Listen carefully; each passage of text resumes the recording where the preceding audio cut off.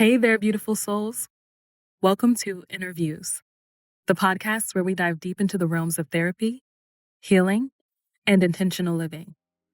I'm your guide on this adventure, Ivory.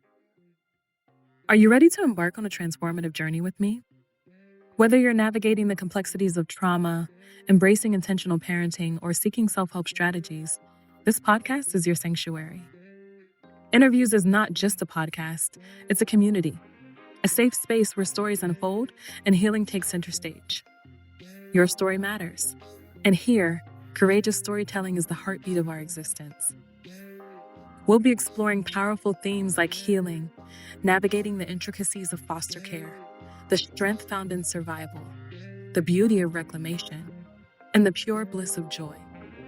So if you're ready to join hands with a community that understands, subscribe now.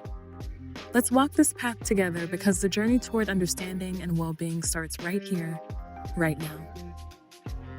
Welcome to InnerViews, where every step is a celebration of your resilience and a testament to the incredible strength within you. Let's make this journey unforgettable.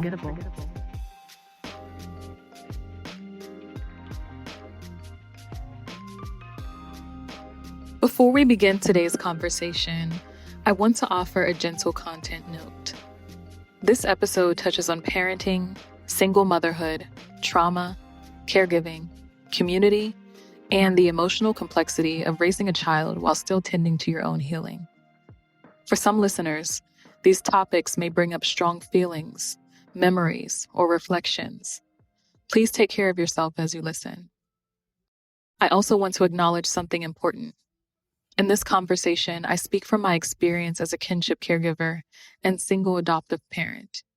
I have no desire to tell Jaden's story without his consent. His story belongs to him. One day, if he chooses, he can decide what parts of it he wants to share with the world. What I am sharing here is my story, what this parenting journey has revealed in me, stretched in me, healed in me, and required of me. This conversation is raw because parenting is raw. Caregiving is beautiful, but it can also surface old wounds, especially for those of us who have been adultified, parentified, or asked to care for others before we were fully cared for ourselves.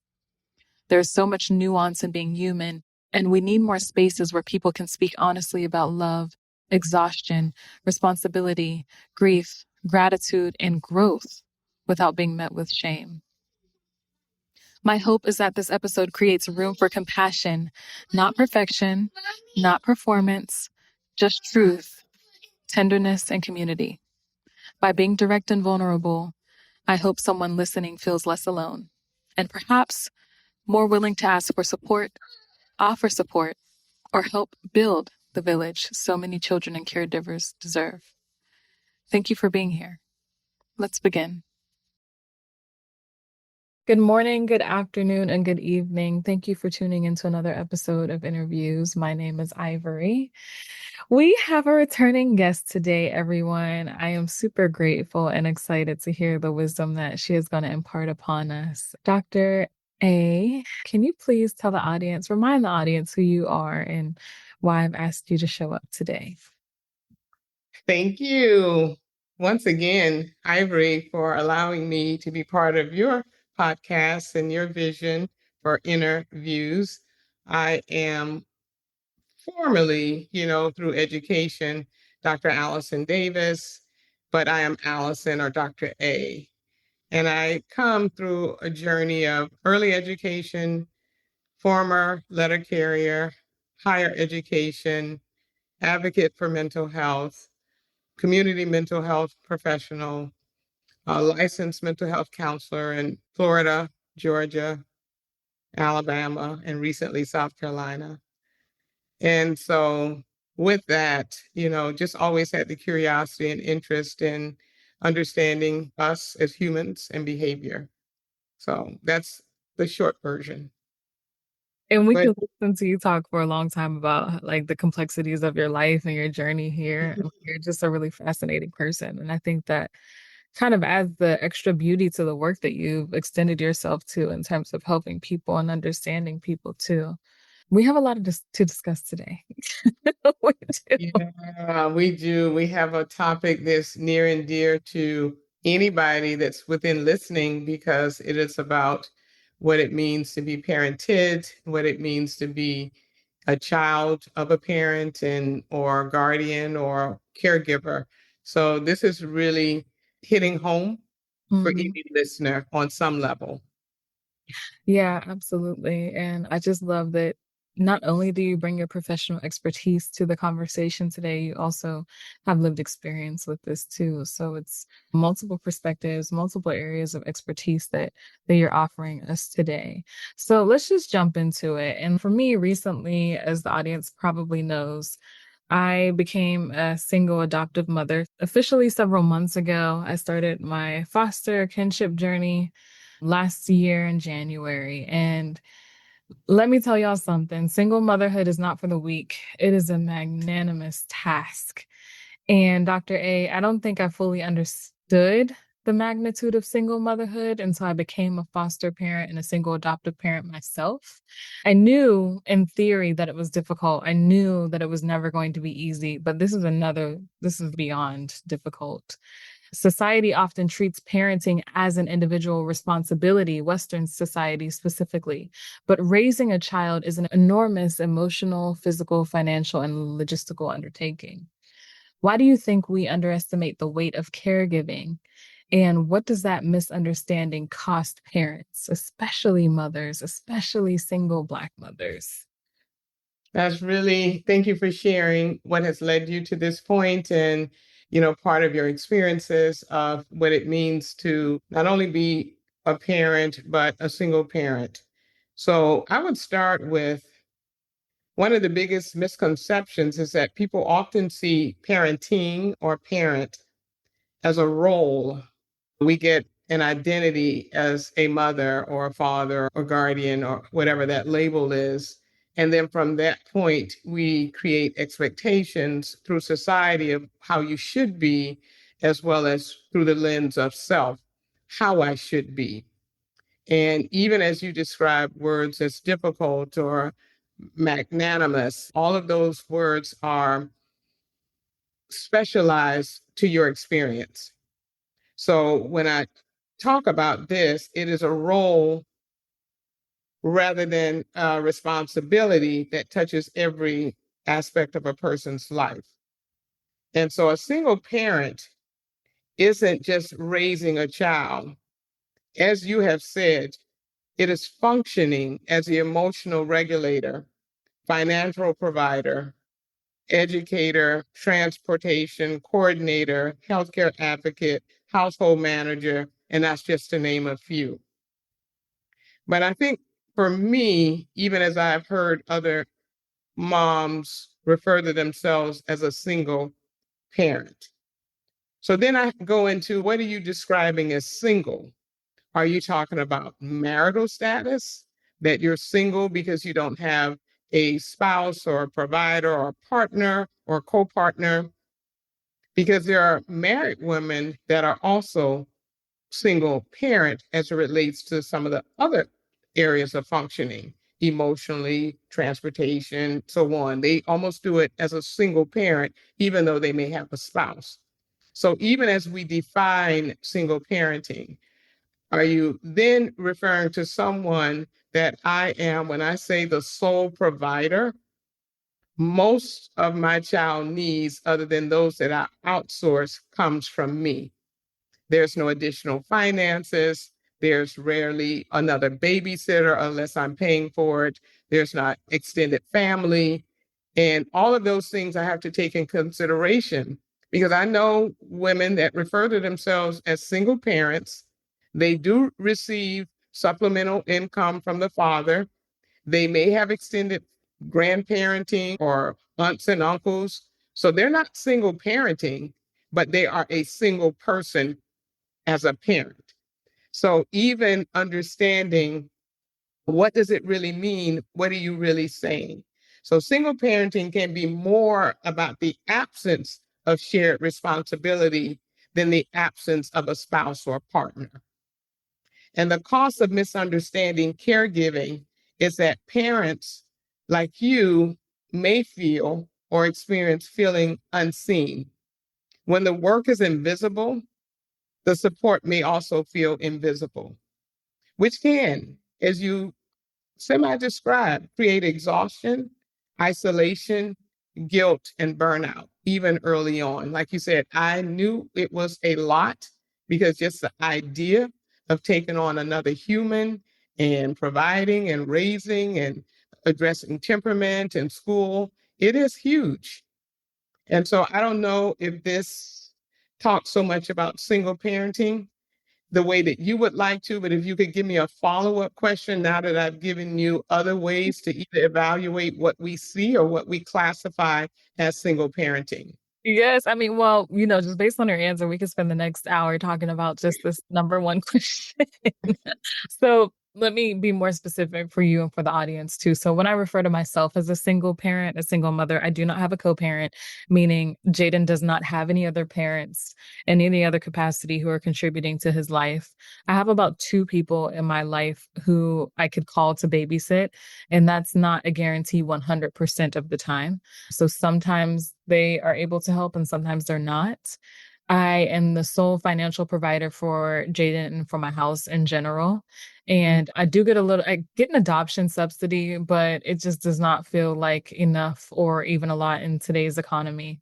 And so it's just overwhelming. And also, I'm struggling with navigating. I waited all this time to not have children because I understood that I wanted to do that in the context of being married to a person who would ultimately be a partner and an intentional, supportive co parent, not only just financially or being physically present, but also carrying the emotional and logistical aspects of parenting as well. And then the other big thing, which is like, it's one thing to know something, it's another thing to live it, is that Jaden does have his own trauma. He came to me when he was about a year and a half old with an immense amount of trauma, not just from when he was physically in this world, but neonatally as well. And so having to deal with that, that is a special need. It's not necessarily a special need that a lot of people acknowledge because it's not a label like autism or ADD or anything like that. But he does have this trauma that makes parenting him much more involved.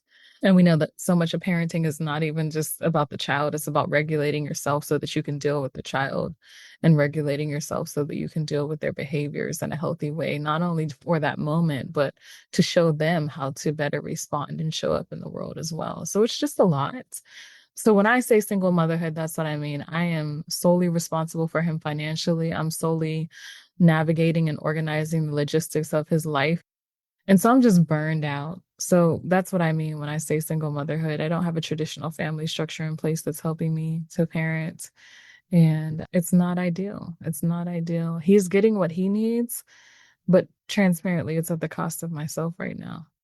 And it just shows to me, I acknowledge I have so much privilege in this situation because I have a lot of coping skills. I have access to a therapist. I know the importance of nutrition and sleep and exercise and trying to navigate the complexity of the stress. But it brings me back and reminds me to all of the women who were directly in my bloodline and who were just out in the world and in shared community spaces who don't have those privileges, who don't have the resources, who don't have the things that I have. And I don't feel like I have enough or a lot of, but I do acknowledge that I have them nonetheless. They need support as well, and they're getting lost in the fold. And so it's really sad and unfortunate. And at the end of the day, children are ultimately who are going to be affected when parents are unable to take care of themselves well. So that's what I mean by single motherhood, personally for myself. No, and I really appreciate you really expounding and elaborating and giving, again, a more qualifying way of identifying, which originally I think that's what it meant. But now that, again, we have different versions of it, the way you describe it in your situation, and I'm not only calling it a situation because you qualified as a single parent, is one that is a single parent, meaning you are the it person, you are everything, other than, as I stated before, other than if it's outsourced and you're either paying for it or some type of service that the child is receiving. But everything else is reliant upon you. Mhm. So I think why do you think society often underestimates the magnitude of caregiving and single motherhood? I think because if I was just to answer it now with the definition, that is so subjective to each person's experience. And because, as we have often, many moms and generational grandmothers, great grandmothers will say, there is no journal. There's no Bible. The Bible does give us some clues as to how to raise a child, but what that experience is actually like. We don't have foresight. We don't have insight, even to some of the particulars that you addressed with even a child that's traumatized or been in a tainted womb and not even knowing to the degree that will show up in their young lives. And for the longest, even medically, we didn't really think that children maintain a memory of these experiences. And now we know that they do. And the book on trauma talks about the Bible keeps score. The body keeps score is what it's referencing. The child may not be able to go back and recall, oh, when I was in the womb, this was happening, or I was so tense because the womb that I was in was full of anxiety or full of anger. And because of that, I knew the world was unsafe. And I came out with this big personality because safety, even in the womb, didn't feel good. I was all balled up. We don't know these things. And so the magnitude of caregiving, it is that because again, we have this precious life. And so to the point that you're making, or that I hope that I can address, you're identifying some key components. It is most important how you feel. And again, that may not be as easy for you to adjust because you have to continue to be provider, even when you're not feeling it, or even when you're feeling frustrated, or even when you're feeling just overwhelmed. Somehow you must still show up. And so, like you said, yes, I'm privileged enough to know certain techniques or certain things I need to be cognizant to make sure I'm trying to at least keep my head above the water. That's most important. I would now go to how you interpret the role of parenting, especially in your unique situation. What does it mean? There's no such word as perfection, so let's just throw that out. But how do I be available? How do I emotionally regulate myself as my child? How do I define love? How do I have comfort time? How do I, again, establish boundaries, even if he may be crying or acting up? Or where do I determine when I go and where I go? How do I now be more strategic in the things that I absolutely must do? Or if it's toys and he's banging them, okay, what type? It's like being real strategic with what works best for you and him in the environment. And even then, that might feel minuscule because you can't literally push a remote and change his behavior, but you can create routines. And every time you do this, we're going to do this. And I'm going to give you a squishy and whatever as best you can. And again, with the other interventions that you have in place, and well as monitoring, I need to know if this behavior is escalating or we are beginning to see where he is somewhat regulating. So I don't know if that helps because I know there's other questions, but most importantly, because I know when I worked community, and when I work community, I had to reevaluate again, even as a therapist, what does therapy look like? I may not see change, but I'm still effective because I'm there. I'm present. I'm listening. I'm attentive. I'm attuned. They might not be ready, but my effectiveness was then reevaluated. So even that, what it means to be a mother, I don't know if there's a standard that you're looking to, or there's certain words that you're expecting, like even moms that don't have any of what you said feel the same way you feel, even with biological children.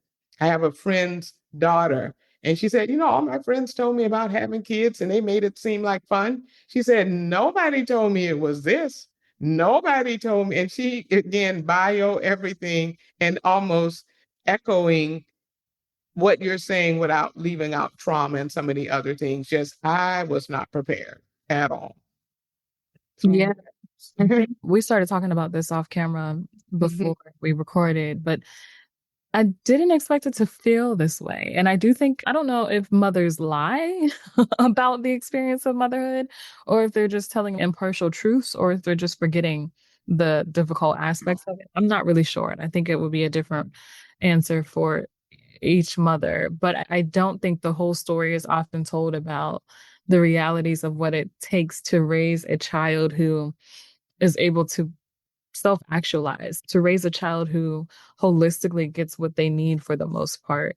For me, when I think about parenting, I think about it through a lens of severe responsibility. It is my number one priority to make sure that this child gets everything that they need physically, mentally, emotionally, financially, not only now, but for their future, that I can model that in the way that I live my life, and that I can help them and give them everything that they need to feel as safe and secure and have as much play as possible, because I understand the importance of that in their development.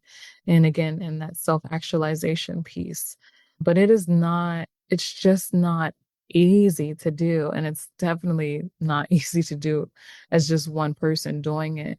It's more it's so much more of a village. Before I go into our next question, though, there's an undercurrent to this conversation that I think needs to be voiced as well. And so when we think about caregiving in general and how Western society, because all of this is coming through a very Western context. When we think about caregiving, this is not the first instance in my life that has triggered this conversation and these feelings, this group of feelings, if you will, because I've been a caregiver for my mother when she broke her neck when I was a sophomore at Pitt. I was a caregiver for my sister when we were in foster care together. I've been adultified and parentified. But Mhm. outside of that, I've somehow also ended up in these careers that have an underpinning of caregiving too. I worked as an educator in a Title I school. And then now a lot of the work I do is centered around dealing with people who have lived experiences in the child welfare system. And those industries, those fields are centered around the work of women, which you mentioned earlier, often is taken for granted, it's experienced as invisible. And that's because, again, Western society and Western culture doesn't value the work that women do in terms of being caretakers, in terms of, and this is a very gendered conversation right now. I'm not trying to exclude any gender identities. So I do apologize for speaking as such a binary right now, but just to understand the lens of patriarchy and how it dismisses caregiving because it assigns it as a feminine responsibility. Caregiving is often taken for granted because it is the work of women. It is Mhm. often taken for granted, and that looks like not paying people enough, that looks like not supporting people logistically enough, systemically or institutionally enough. And it looks like simply not saying thank you, not being present for how they're showing up and what they're doing to better and sustain lives in the people and the communities around them. And without them, we would fall to pieces. But again, part of the issue is that it's not valued openly and it's not compensated or supported fairly. So we have that burden, and it's falling solely back onto the caregiver rather than uplifting and supporting and resourcing them. And so I think this is just touching on a wound that is present in many aspects of my life, personally and professionally. I think that I would have ended up in a different career trajectory had I not been in child welfare. I probably would have chosen a more lucrative career path. I'm not saying that I would have stayed in that path, but I don't know if I would have taken the detours that I've taken up until now. So I say all that to say is this becoming a parent to Jaden has touched upon the caregiving wound that I carry, because it's just a really brutal personification, if you will, of having it's a brutal reminder of having to show up for other people without being well resourced or acknowledged as such. So that leads me into our second question. Before you go there, I just want to make a couple of things that you brought up, especially as it relates to Western culture, because yesterday, actually, with a couple of colleagues or supervisees, one is expecting, and we just happen to be having a slight light conversation because she's beginning to feel a little in the first trimester. And one person, and she just mentioned it from her perspective, her experience, she said, in Serbia, we call pregnancy another state. We're not who we were before. We entered another state of mind, consciousness, and body. And so even that terminology, it almost changes the expectations. And that's why, again, as you mentioned, Western culture almost has this belief that because you're a female identified gender, that being a parent should just be natural, should be innate, should be automatic. We didn't even start talking about baby blues or now postpartum that a lot, not most, excuse me, a lot of women are actually acknowledging this idea of now caring for a brand new infant. I don't feel emotionally there. I feel emotionally detached. Nobody even felt safe enough to say it to the point that you were making earlier. Are we just not fully telling the truth? And again, so she went on to say, it's so beautiful and hard and magical, lots of transformational growing aches. Even if you were given that as a lens of expectation, I think it would have changed your experience because it's automatic that we think, oh, you're female. You should just love this. This is fun, right? And that whole perspective. So I wanted to offer that. And I also, you mentioned gender. And again, I know a particular male that struggle with parenting, being a parent for some of the same reasons, just feeling like, oh, my life has changed. And I'm like, hey, did you look up postpartum for men? That there are men that also, obviously, no comparison with the physical, but the mental component of it as well for men, but it's not talked about. We're not given the space where, other than somebody that just says, I don't want to have kids. And if they say, I don't want to have kids, then that, okay, you just don't want to, that's a choice. But for those that have had it and it has not met their expectation, it's almost like you're saying, I don't like my child or something's wrong with me. So to reinforce the point that you were making, it is a social norm to probably paint the brighter side of it and not to allow anyone to see the challenges unless you're in a small, more interpersonal circle. So go Yeah, ahead. I think that's super unfortunate too. And the point of interviews is to have real conversations about the realities of life as someone who doesn't have traditional family structures or backgrounds, Mhm. specifically through the lens of being in child welfare. So that means that a lot of people with lived experience are going to have disenfranchised family structures. And so I don't want to, because I'm so public facing and because people come to know my story and know me, at least parasocially, I think is the way you would describe it. I don't want to suggest that because there's a cute picture of me and Jaden online, or that because it sounds so nice and kind that I've taken on motherhood, that this is all fireflies and fairy tales. It is a very difficult undertaking. I'm in the thick of it. I need to get through this really difficult period to be able to even understand not only what has happened just in general, but who is changing me. I'm meeting every day, I meet a new version of myself that I never met. And that's how difficult and changing and transformative the last year and a half of my life has been. And I want people to truly understand that. And it's a really big misfortune too, because a lot of the work that I do, Dr. A, I'm an advocate for child welfare reform and for child welfare equity. And we need more foster families. We need more adoptive families. We need more kinship placements. We need more people who are willing to step up and to do this work. But realistically, if Mhm. this is what the experience is it okay to ask people to do this? Not in the ways that we're offering it, clearly. But I understand why so many people are selfishly saying no.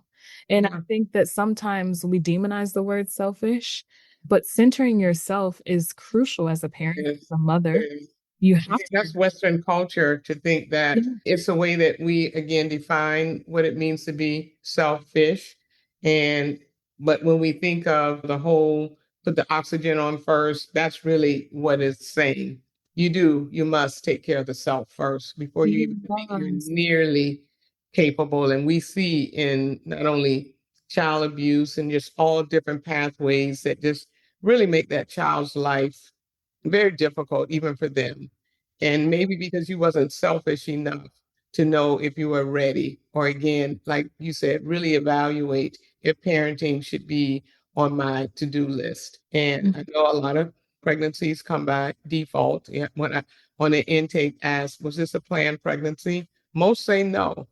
We know a lot of people are ushered in by way of, it happened, and we'll say maybe divinely that was God saying this child was meant to be born. However you see that part, I'm not suggesting that's it for everybody. But again, a lot of times it's a part of the whole picket fence and two kids, and it's part of the air quote American dream to have a family, to have a spouse, and all these things that I don't always look that way. It doesn't always feel that way. And you brought up a really good point too. These circumstances are why a lot of children end up, first of all, in the child welfare system, but also end up abused and neglected and outside of the child welfare system. And so we really have to we have to zoom out and take a bigger picture at what are we doing around the preparation and sustainability of parents so that they can show up as their best selves to their children. And that doesn't mean perfection. That doesn't mean this centric, Western lens of what it means to be a mom or a dad or an other. But when it comes to day-to-day life, how are we facilitating safety for parents so that they can then facilitate and model and sustain safety for their children? And that looks like providing people with the basic resources they need to live, to be safe, to be well. And then let's try to consider some things beyond the bottom of that Maslow's hierarchy of needs. And then do we continue to readapt? As just came from a human growth and development class and talking about adolescence and that stage of early development. And you were just talking about some of the ills that they're, subjected to making choices, whether it's vaping. And then when you look at our culture has lent itself to more of a fear base, more of an anxiety provoking with the things that I've told them we never, ever worried about a school shooter. That was not even on our radar. At most, we might have worried about a stray dog running and scaring the kids. And so now, how do we continue to adapt even what it means to parent as life continues to evolve? And I think that's the piece going to your question about the whole village. Where did the village go? And what does rebuilding it look like? And so when we think of that, are we incorporating how life evolves? So I don't believe that the village completely disappeared. I think because of the era and the culture that we're in called life, many of us have become disconnected from whatever it was that was a village. Also, depending on your community, your state, and your environment, our school was one elementary, one middle, one high school. So the village was within those demographics or geographic and extended outside of family. Now there's I want to say a million, just to exaggerate the point, of schools. So even making those connections early are not the same. And so even when I ask students, is there anybody that had a childhood friend that's still your friend? And you may get one person, and for whatever reason, their parents, whatever they've maintained. So when you're talking about connecting, our babies are not as connected as we were other generations. And even though each generation has its challenges, now we're talking about the village. So rebuilding the village doesn't necessarily mean moving everyone back into the same neighborhood, but now as we evolve, it actually means being intentional, creating relationships where people can depend on one another. But how do you do that? That is a whole now, because even now, what is a friend? It's not what it used to be. Everything that was once defined as one thing, we almost have to rescript that definition. And I don't think we're doing that. I think we want to hold an old standard to a modern lifestyle, which doesn't really match that well.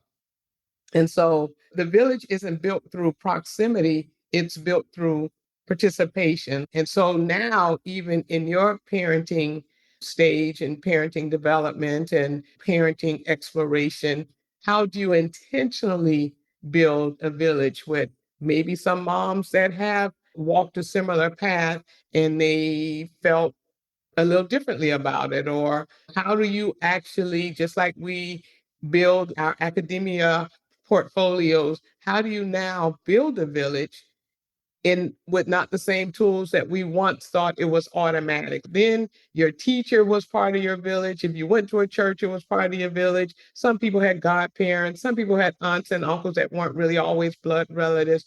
It was there. The nucleus is not there. And so now, like everything else, we have to be more intentional. What do you think? Yeah, I mean, absolutely. I think it's difficult. And this is one of the areas that I'm struggling with because I am connected to so many people, not only in my city and state, but nationally. But one of my coping strategies from having been a severely neglected child and young adult is that I tend to isolate when I'm incredibly stressed. And Mhm. in addition to that, I am more of an introvert than an extrovert, meaning I don't get energy when I interact socially with people. It drains me most of the time. I would say probably 95% of the time. It's taking from me more than it's giving. So Jaden and my dog are constantly draining my social battery. So I feel like I'm on negative 3% in terms of being able to socialize. And then on top of that, when you talk about being present with other people who are going through this experience, now I have to show up to be in community with other moms who are just as tired, right? But like the motivation is just not there. In my free time, I would rather sleep. Or if I'm not sleeping, because honestly, sleep is not always the issue, I have to clean, I have to cook, I have to do the laundry, I have to organize my calendar, I have to respond to emails that don't even need to be in my inbox.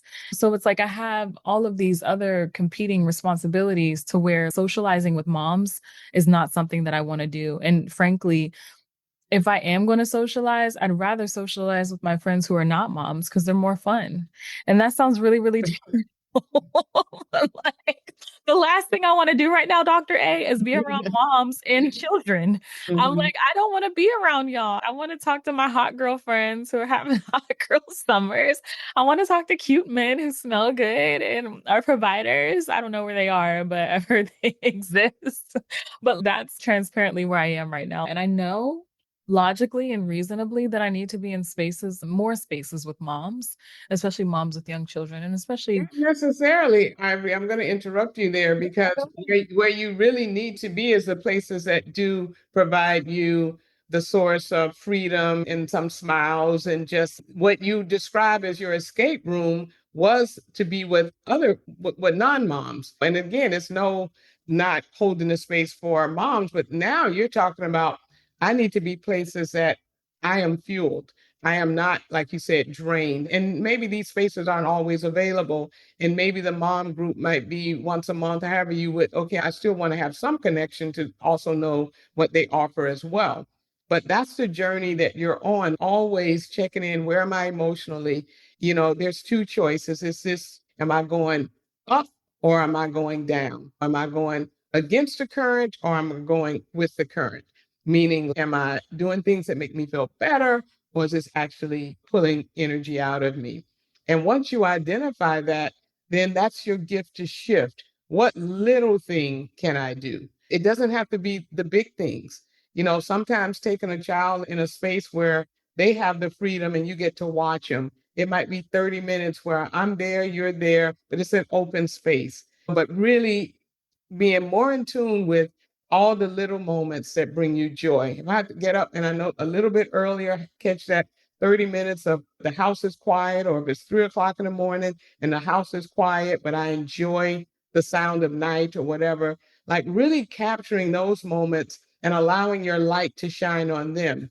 It's easier for the light to shine on the moments that feel draining and overwhelming. And it's again, it's always to validate that experience. But there's some highlights too that we can also shine the light on. And that's what we want to be more intentional, because all of it is part of this journey with or without kids, but more specifically with kids. And again, the way you described it almost sounds precisely how a male described his experience as well.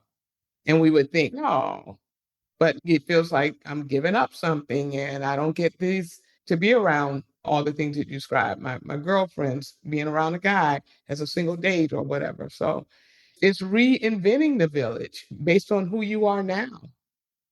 Yeah, it's interesting you brought that up because I do feel like a lot of my coping mechanisms are very masculine, to say the least. If we're looking at the dichotomy of masculine versus feminine characteristics and stuff. And I'm realizing, especially, I just think spiritually, there's something to me having a son first as well, because right now my perspective on men is not the most optimistic, to say the least. And I think it's really interesting that I'm having to show up for and raise lovingly a little boy who has highlighted for me a lot of the men that I've dealt with act like toddlers emotionally.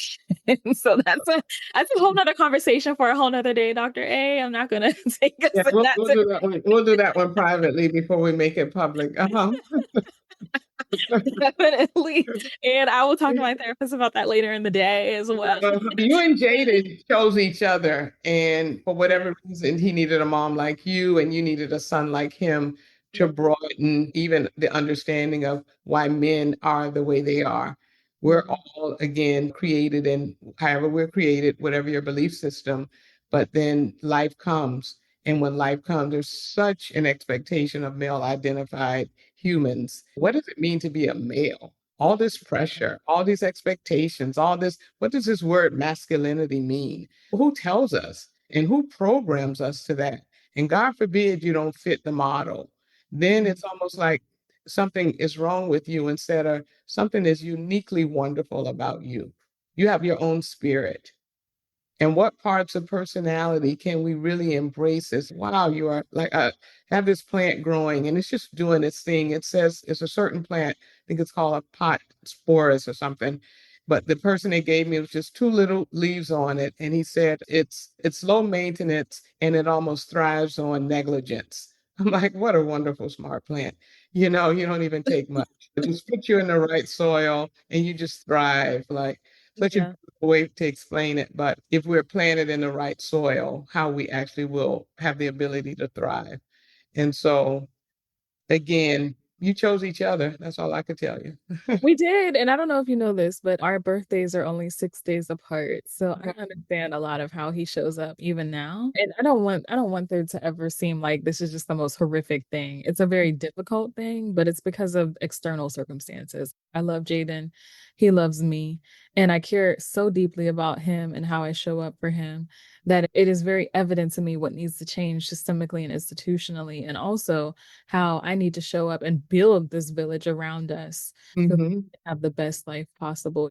I wanted to highlight for our audience how difficult parenting can be with lived child welfare experience because often many of us don't have positive models or examples of what it means to be an intentional parent.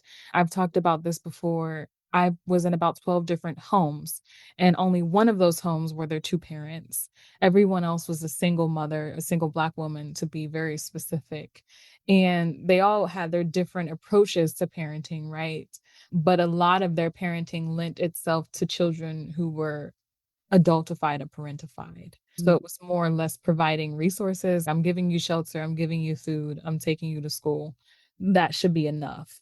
And so, for those of us who understand that parenting is more than just providing resources, you don't often get to see that modeled in a child welfare setting. You don't often get to feel unless you're really incredibly privileged, you don't often get to feel the holistic aspect of what it really means to consider the whole child and the whole child's needs. And so, for the first time, we're having to do this on our own with our limited experiences, with limited modeling. And it's not an impossibility. It just means that it's really difficult and really hard to do.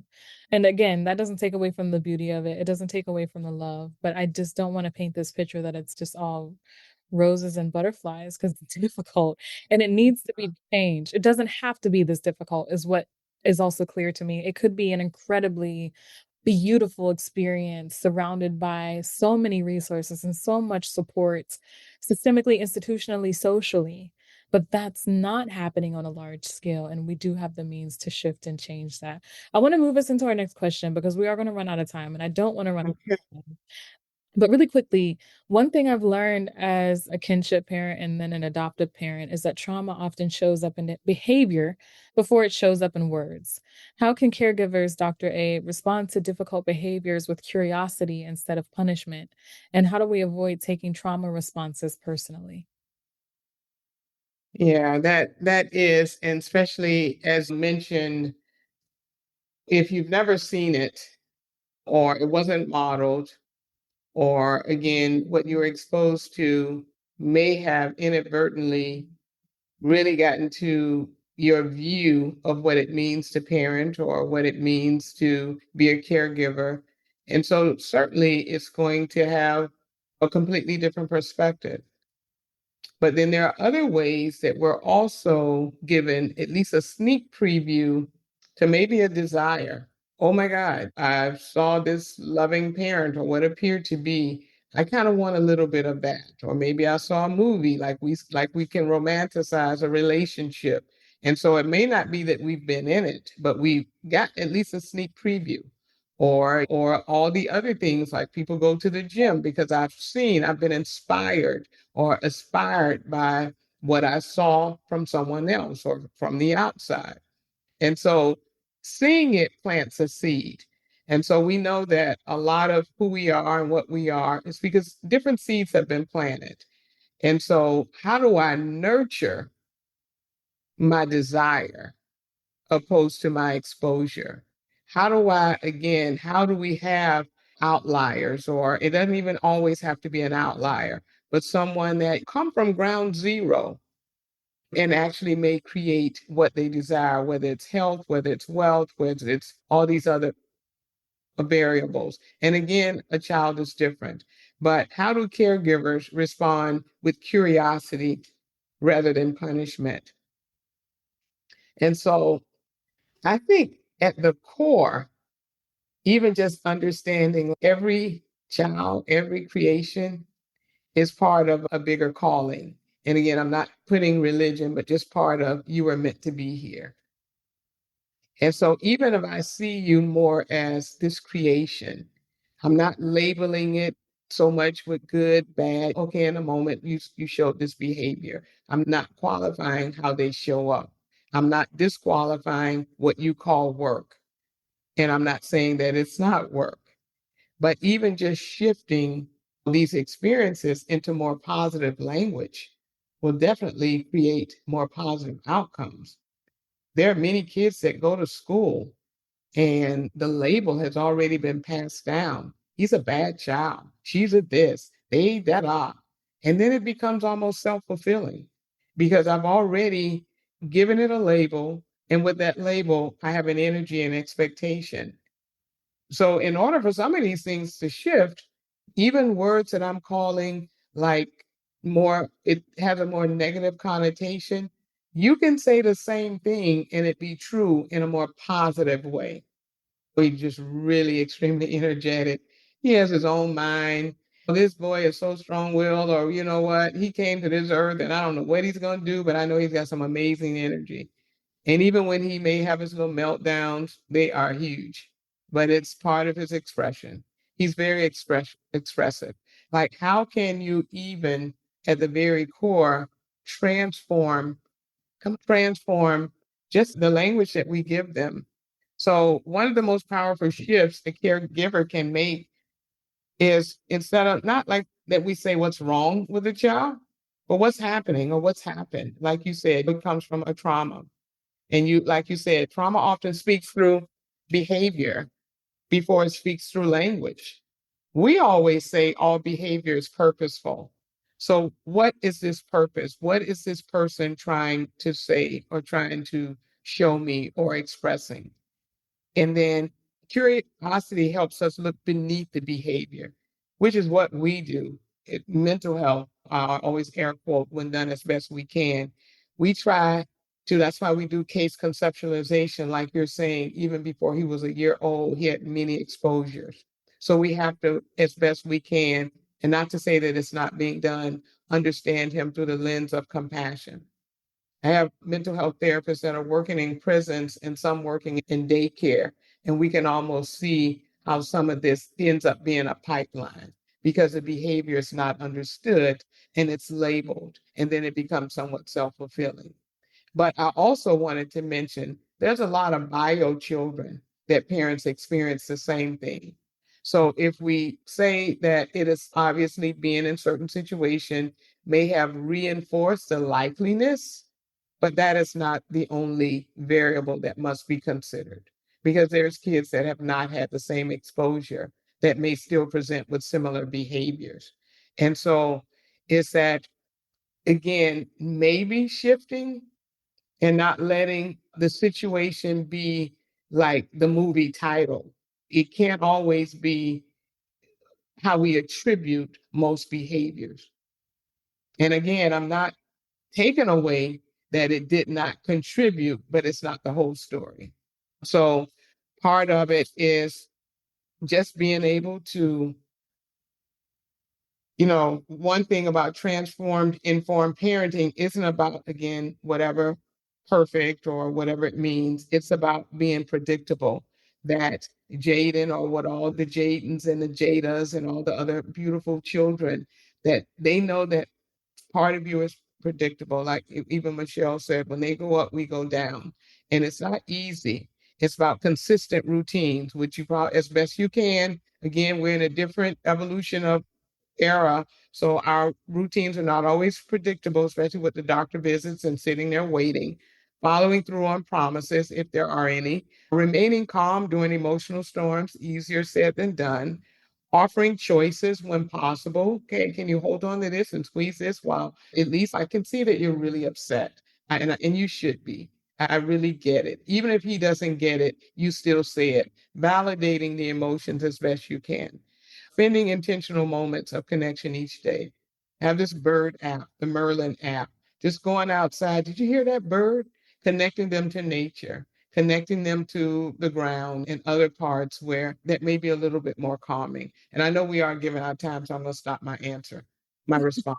You're fine. That was great. I'm encouraged to hear those things because I'm already implementing most of those. He has grown and improved a lot in his coping skills and just showing up for himself and everything. And it sounds so silly to even talk about him in this way because he's still so young, but he has improved and grown a lot in the last few months, especially. And not only I am noticing it, but the people around him as well. And so I want to give Jaden his little flowers for growing and expanding his world already.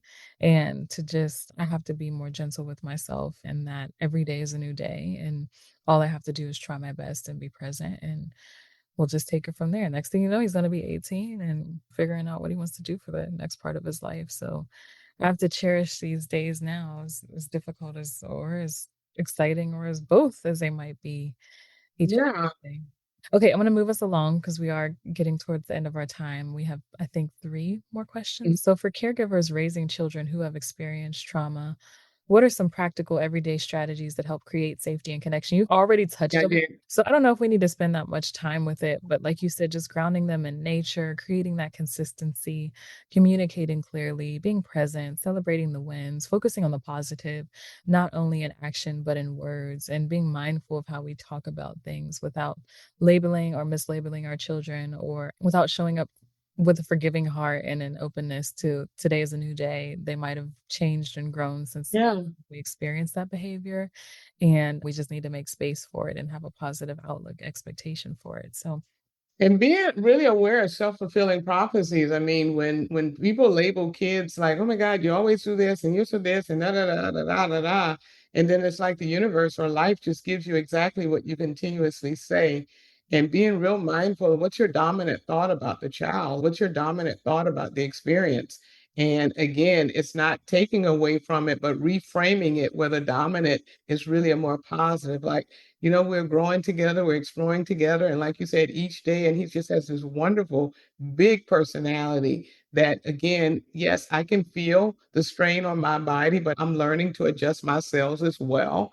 And there's so much fun and fabulous to just having this opportunity to co create with this young human being male. And I just know the outcome is just going to be beyond what I can see now. But just trying to create, a space where it sounds like I'm going with the flow of life and with the flow of who he is meant to be and with the flow that you are meant to be as family. And there's nothing more important than our relationship, because I want our relationship to sustain, these times. And I want him to know on and on about that. But I think key is reframing And in any place that there is a word that may have a negative connotation, again, not taking away the experience, but reframing the word. Absolutely, I agree. You're kind of already touching on these last few questions. I'll ask them, but we've already touched upon them. We spent a lot of time talking about co-regulation for children, but not enough time talking about the caregiver's emotional health. Mhm. What happens when a parent's nervous system is overwhelmed, and what are some realistic ways busy parents can care for themselves while caring for everyone else? Yeah, that's like the question of all questions. It's the one, if you were to go back to the original one about parenting and misunderstood, I would think that this is the most misunderstood. That we think that it is okay to be dysregulated and not realize you're teaching. I have said if I was going to create a cup or a t-shirt, what you do, you teach. And so being really mindful that no, I must be as much in alignment with who I want to be, who I want them to see. And again, if I'm not, I go back and say, hey, explain as best you can, not fully explain, but give space that they understand how you responded, or I need a little me time, even if it's 2 minutes, just give me whatever time. But that part of being self-aware, and you mentioned so many ways that you are self-aware, the people you're around, and like I need to be really mindful of that and really aware that what I do, I teach. And so not only am I teaching it to him, then he will display my frustration or whatever he's experiencing through me. He'll then share it with someone else. That's why, like, even sometimes when we see kids first learn to say bye, and they use their hands as facing them because that's what they see. They're reflecting what they see. And so oftentimes we see that reflection too. You see it even in animals. Some people that have animals, their animals are just as anxious as they are because it's an energy. And so we have to, like, even if we start the morning with calm music, or we get in the car and we have calm music, not to say that all these things are not in place, or show this little guy, he's in like first grade, and he asked his mom, can I get up a little early? Because I like to start off calm. And they show him sipping his little tea in the morning and reading his book. Like, how do we like start to model this more? Oh my God, look at the sky. It's so beautiful. Giving them words, like really painting, like this is a different whole. And this is not all day. These are just moments in the day that we're doing that. But they're, if we realize you're planting a seed, what do you want to grow? The seed or the weed? And caregivers, yeah, you don't always have time to talk or take a walk, but if you can, even now we have virtual realities. Sometimes you can go in your own head and, you know what, how would I want it to be? Have your own wuxia moments.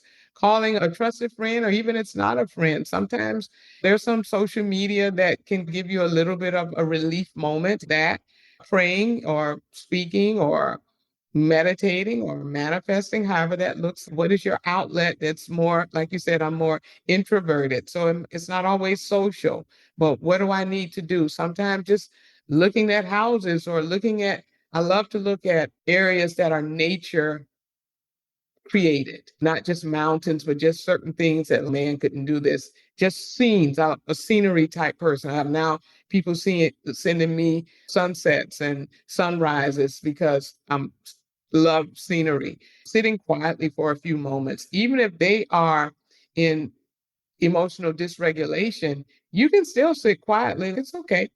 Go ahead, clear your lungs. I'm here, I'm in peace. I don't have to fix it. I don't have to fix it. Let them regulate themselves if it's feasible. Asking for help, things that you've done, going to counseling. And again, most importantly, for you specifically, Ivory, is redefining whatever we call successful parenting. Like, where we get the memo that the child is going to be this or that or this or that, or I'm going to go, like, where do we get that? Redefining successful parenting. Did I do my best? Yes. On this day? Yes. In this moment? Yes. That's it. Can I do better? Maybe tomorrow. Or this was really a home run. I hit it. I was good. I stayed calm. I enjoyed my food, enjoying, savoring all the things that you can. If you're drinking a coffee, are you savoring it? Are you like, wow, this was a moment of pleasure. I appreciate that. So I could Yeah, go on. I'll stop. that makes so much sense, though. I really strangely feel really encouraged right now because I am on that path of just This lifestyle is slowing me down so much that I have no choice but to be present with the day, and that I have no choice but to savor the moments that feel good and that feel empowering and that feel full of love and excitement and optimism, because it is a really difficult path. So in therapy, we always bring my conversation back to, actually, I end up doing it. I'm not even directed to do this. Most of the time, Mhm. back to what are the core values? What are my core values in life, right? Whenever I'm grappling with something or not sure as to what next steps I want to take, what are my core values? And so it, my core values are loving Jaden, facilitating a safe home and a safe space for him, and then paying attention enough to him to be able to expose him to opportunities to play and self-actualize. So I want to give him as many experiential learning opportunities and give him the space to be free to explore within those. And so that's not going to look the same 5, 10, 15, or 20 years from now, but Mhm. will be the same as, did I love Jaden today? Did I Mhm. facilitate a safe space? And did I give him an opportunity to play? And so that is how I'm defining successful parenting right now. Yeah, that's awesome. That's awesome. It, Yeah, it's I also want to say, even in the name of your program, like Inner Views, which is really cleverly stated. And when you think about a child, again, we've dismissed so long historically that they have inner views. Their inner is infinite intelligence. We have 11 systems that live in us. We're not controlling them. We may alter them. We may cause things that were functional to be dysfunctional, but they Mhm, have an inner. That's where their soul, their spirit lives. We have to allow them to express that.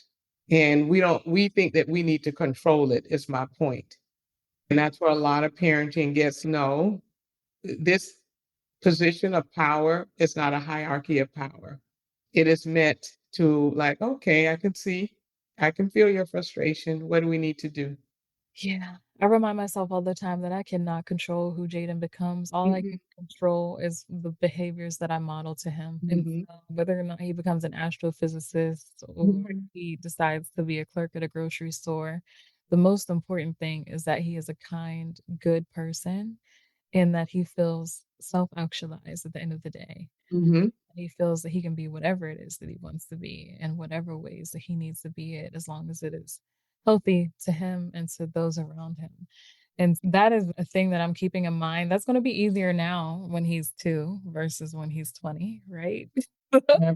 I'm not one for scripts like that, because when that doesn't have it happen, then it feels like a letdown, because the expectation is just moment, to moment. And again, on a personal level, I think parts of his story are more personal, because Mhm, every time we continue to restate this and this and this is my amazing son. And that's about as far as it needs to go, other than a more interpersonal relationship with someone that knows otherwise, because we mhm, don't want the energy to just follow him everywhere in that mhm, sense. That's just my own spill on that. And again, it's not to his story, but I just think that in order to tell the story, we don't have to go into the details of his specifics. Not that you do, but I just think I see things so energy, so it might feel like I'm going in that woo woo, but that's just where I go with.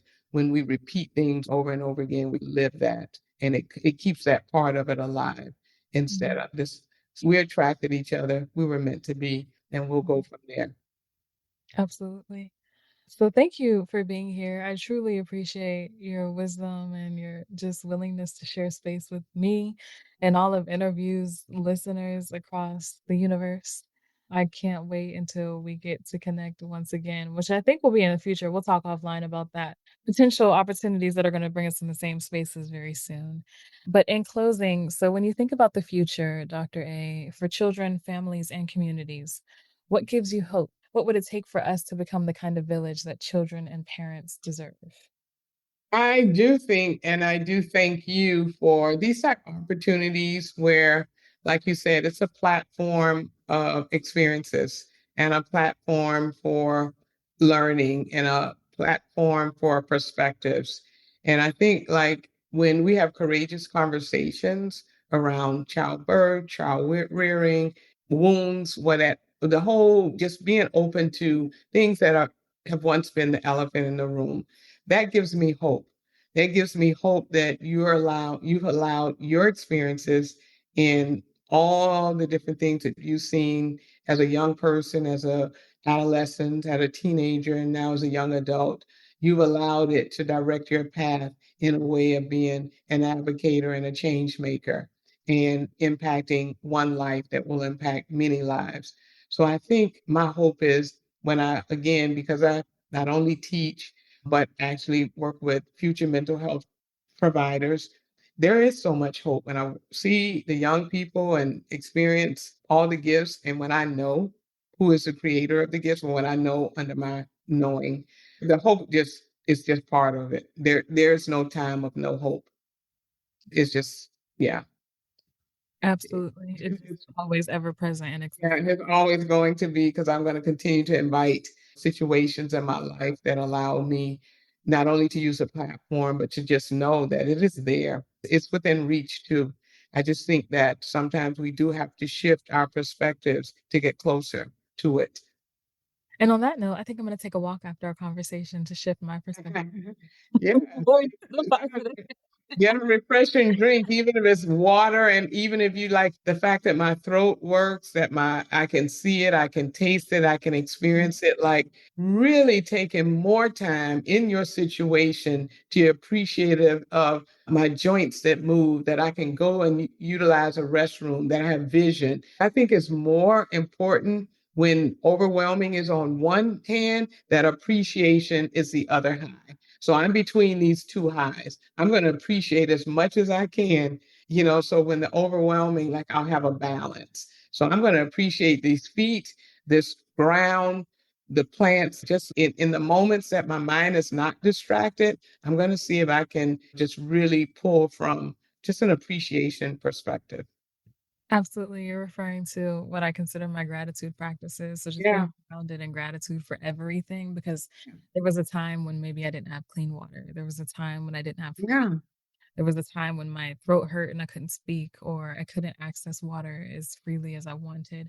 And so I do have a lot of gratitude for that. And I'm going to continue to shift into the mindset of gratitude. Yeah. The gift to shift, you got to keep it as a gift because when we see it as a gift, instead of seeing the problem as a problem, we see it like, okay, universe, whatever, this behavior, this situation allowed me to shift. What do you really want? What is it that you want? Oh, I want peace. I want cooperation. Okay, then let that be your new voice. I really enjoy when you're cooperative. I really enjoy when you listen and do as I ask you, although I give you flexibility. Use the situations that trigger your emotions or your whatever as a gift to shift your thoughts, shift something. You don't have to go from A to Z or Z to A, but just go up a little bit. I feel a little bit lighter. And now and then that one will get more energy. Now I feel a little bit more lighter. So continue to shift. It's a gift. Life gives us gifts to shift. What do you want? And on that note, thank you We're all going for to shift. tuning in. We're going to shift y'all back into your day, but thank you so much for tuning into another episode of InnerViews. Thank you so much, Dr. A, and we hope to experience you all again. Come back. All right. My pleasure. Bye-bye. Bye-bye. The InnerViews podcast is a production of the Safe Camp Audio Network, which is a division of Youth Voices Rising via Fostering Media Connections. Please visit safecampaudio.org on the web or Safe Camp Audio on all major social media. This podcast was produced and mixed by Christine Onjoko. If you enjoyed this episode, we'd love it if you consider sharing, subscribing, and/or giving us a 5-star rating on Apple, Spotify, or wherever you download your podcast.